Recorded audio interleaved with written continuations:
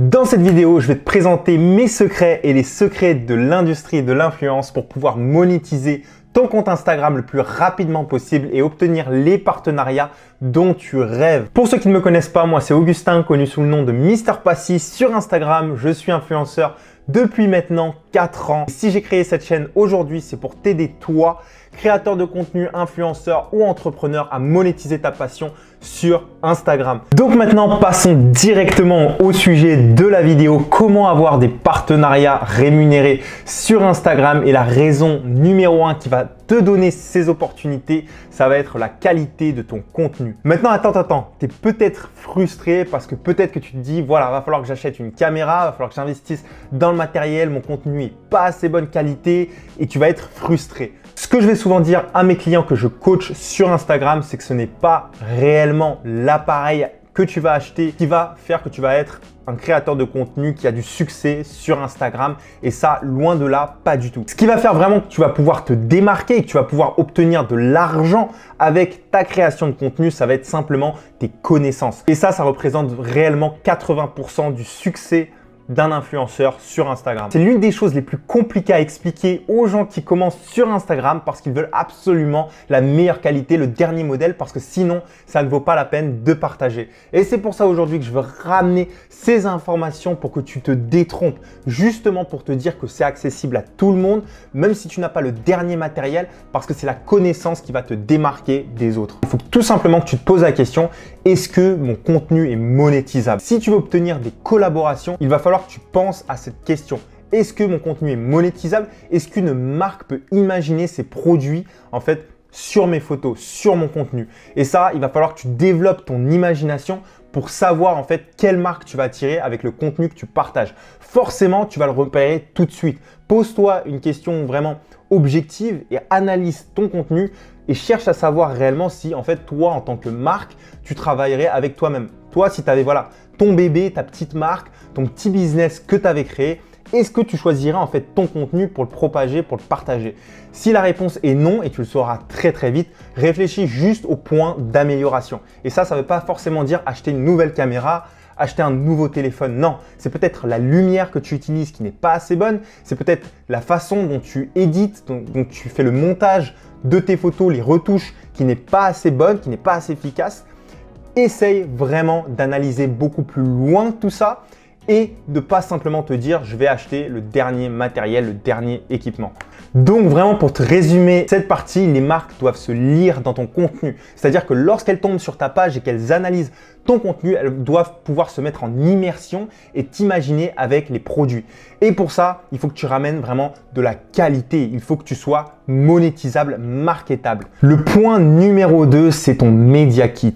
L'une des choses que beaucoup de créateurs oublient en fait pour monétiser leur contenu sur Instagram, ça va être le Media Kit. Il faut que tu aies ce Media Kit entre les mains. Un Media Kit, c'est tout simplement le document en fait que tu vas créer toi-même, qui va présenter ton contenu, présenter ta personal brand aux potentielles marques que tu peux avoir. Pour résumer, le Media Kit, c'est vraiment le document qui doit avoir toutes tes informations, c'est-à-dire tes statistiques de contenu, c'est-à-dire combien de likes tu fais, combien de personnes t'atteins avec ton contenu, tes données démographiques, vraiment qui tu es, pour qui tu partages ton contenu et pourquoi tu le fais. Donc toutes ces informations doivent être intégrées dans un Media Kit esthétique que tu vas partager aux marques pour montrer ton professionnalisme et pour qu'elles sachent en fait à qui elles s'adressent, pour qu'elles sachent qui tu es, que tu es professionnel en fait, que tu as l'habitude de faire ça, que tu as l'habitude de travailler avec des marques, et donc ça c'est extrêmement important, notamment pour tripler tes revenus. Donc évidemment ça prendrait énormément de temps de te décortiquer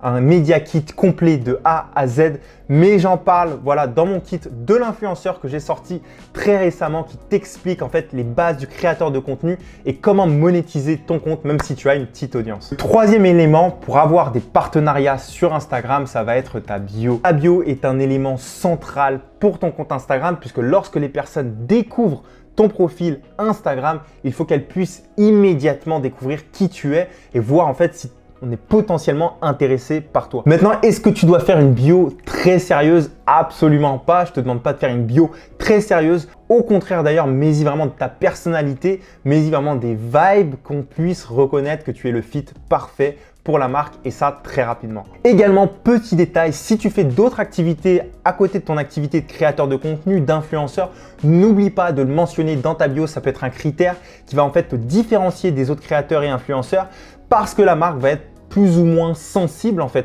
à tes centres d'intérêt, à ce que tu fais dans la vie. Et donc, n'hésite surtout pas à le mettre et encore plus si ça complète ta personal brand que tu as sur Instagram. Dans un quatrième temps, ce qui va te permettre d'obtenir des partenariats rémunérés avec des marques ou plutôt même t'en éviter, en fait, t'en éloigner des partenariats, ça va être la qualité de tes followers. Si aujourd'hui, en 2021, tu crois que tu peux duper des marques sur tes followers, sur la qualité de tes followers, tu te trompes et tu te mets un doigt dans l'œil. Aujourd'hui, en 2021, il y a des centaines d'applications qui permettent en fait aux marques tout simplement de vérifier si ta communauté est réelle. C'est pour ça qu'aujourd'hui, en 2021, acheter des followers ne sert plus à rien et ce que je te recommanderais vraiment, c'est d'en apprendre sur l'algorithme. C'est qu'en comprenant les roulements et les fonctionnements d'Instagram que tu arriveras vraiment à dégager une réelle communauté engagée vers ta thématique. Encore une fois, j'en parle dans mon kit de l'influenceur que tu pourras voir en description qui t'apporte vraiment énormément d'informations là-dessus puisque j'ai pris un temps monstrueux à le faire. Donc comme je te dis, il y a aujourd'hui énormément de moyens de vérifier si ton audience est réelle, si ton audience est fiable. Et en fait, il suffit juste à une marque de regarder en fait dans tes likes, dans tes abonnés, regarder tout simplement une dizaine de personnes qui te suivent pour voir en fait si ta communauté est réelle et si ta communauté est engagée. Et aujourd'hui, fais-moi confiance, les marques se font plus duper, elles se sont déjà fait duper énormément dans le passé puisqu'il n'y avait pas énormément d'informations sur Instagram. Mais aujourd'hui, si je peux te le dire, construis une réelle communauté et dans 1 mois, 2 mois, 3 mois, tu te remercieras toi-même pour ton engagement et ton effort. Point numéro 5 et qui est extrêmement important, peut-être le plus important pour obtenir des partenariats, c'est la cohérence de ton contenu.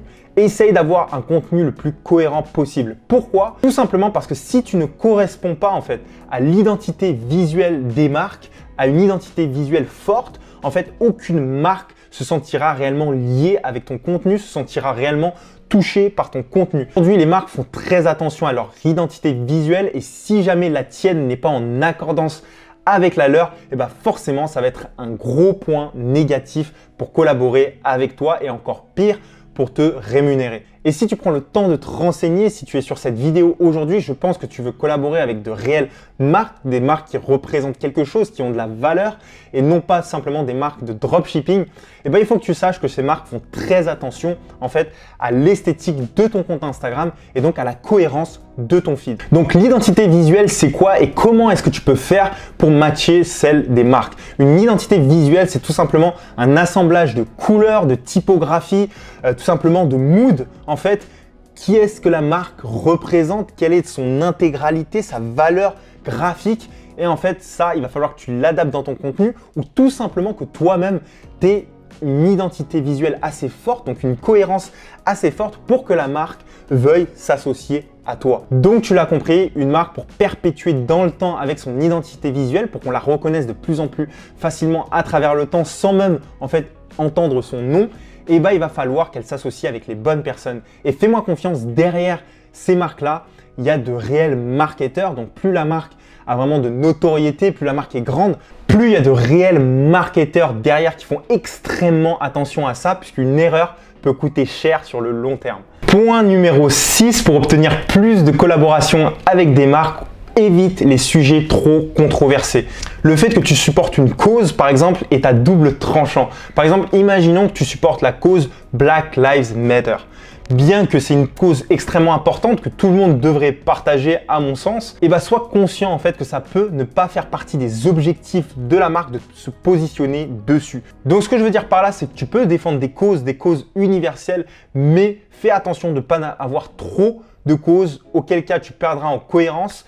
Et également, tu effraieras des marques de s'associer avec toi puisque, comme je t'ai déjà dit, elles ont une image à perpétuer dans le temps et s'associer à des personnes qui ne partagent pas en fait ces valeurs ou les valeurs qu'elles veulent revendiquer. En tout cas, parce qu'il faut faire la différence entre un humain et une marque, c'est complètement différent. Une marque est un business, donc elle peut vouloir ou ne pas vouloir s'associer avec telle ou telle cause. Et donc, fais attention car tu peux perdre des collaborations avec, comme également en gagner. Parce que oui, en partageant une cause, tu peux également gagner de très belles collaboration, mais il faut que tu en sois conscient car ça peut être la raison pour laquelle aujourd'hui tu n'as pas de collaboration. Donc maintenant, est-ce que tu dois être lisse dans ta communication et éviter vraiment de partager tes ressentis sur une cause et de prendre position?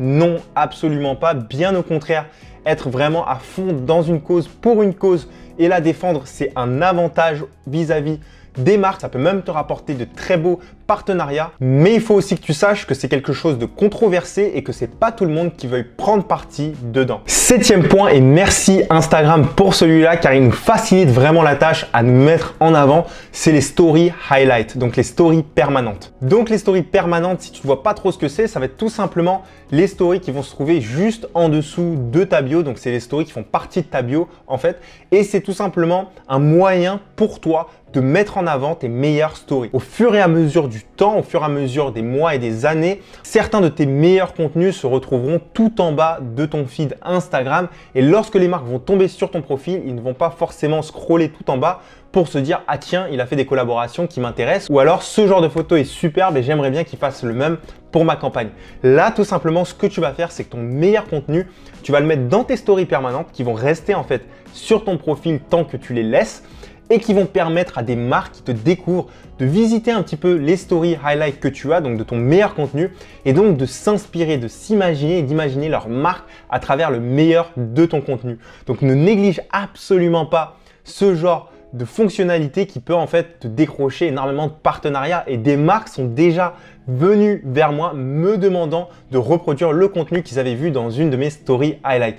Donc pour te dire à quel point ça peut être performant, ça peut être powerful et tu dois vraiment en profiter maintenant tant que c'est là. À mon avis, c'est pas prêt de partir, mais il faut que tu le prennes à ton avantage. Le tips bonus que je vais te donner dans cette vidéo et que tu dois aussi pas manquer, puisque à la longue, ça peut vraiment jouer en ta faveur, c'est de taguer les marques avec lesquelles tu travailles, mais aussi les marques que tu portes au quotidien, tes marques favorites dans ton contenu. Donc ça peut être des marques ou bien des services ou bien peu importe, mais tu les tags dans ton contenu.